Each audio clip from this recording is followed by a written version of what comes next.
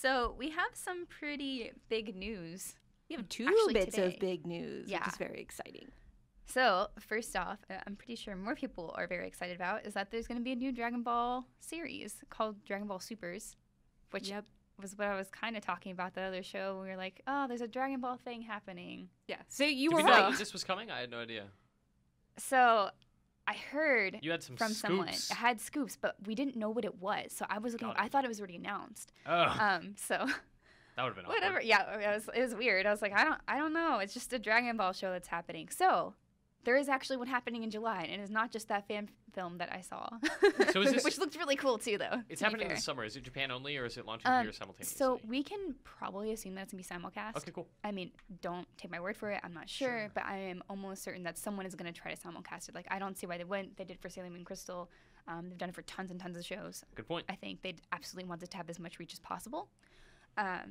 So Dragon Ball Super takes place after the Buu arc. So I think that's at the end of Dragon Ball Z or Yeah, so this ignores GT. Yeah. Like, is this before GT, or is it like, GT's not canon because Toriyama wasn't really involved? They didn't really say. I mean, it's like a very brief quotes that's not very detailed. Yeah.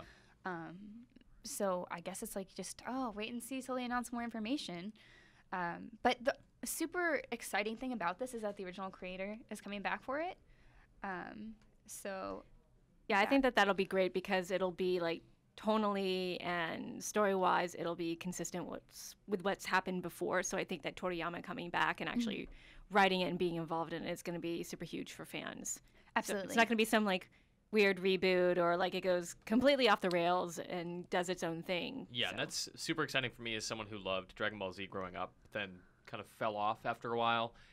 I was never like a big purist. Like, I forget a lot of the stuff that happened in that show, so I'm not like, whenever I think about GT, it's just a show that I'm like, why does this exist?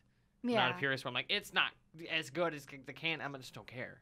What It is never mattered GT? to Is it like a parallel story? No, it was like a or- weird sequel series that just oh god, I wish I remember more details, but it just mattered so little to me that it just I don't know, it just wasn't very good.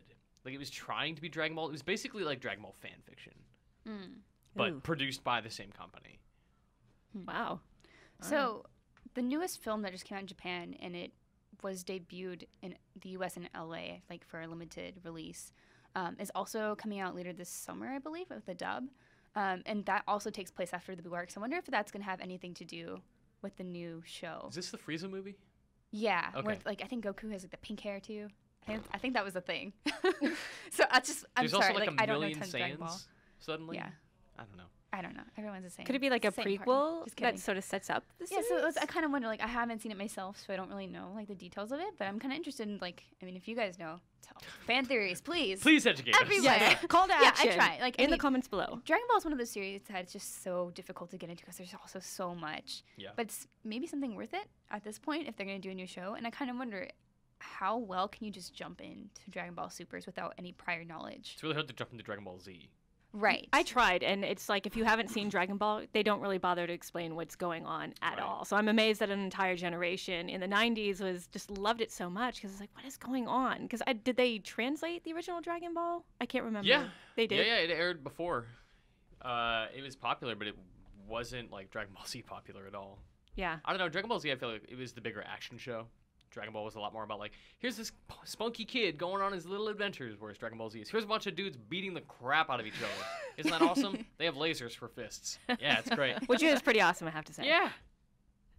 Yeah, so I wonder, and I guess we'll find out as soon as it starts airing. Like I said, if you can just jump into Supers, maybe kind of cool, because like obviously there's a whole new generation of kids who would probably love to watch Dragon Ball, because obviously it appealed, or Dragon Ball Z appealed to a lot of people when they were younger and older. So I guess we shall see.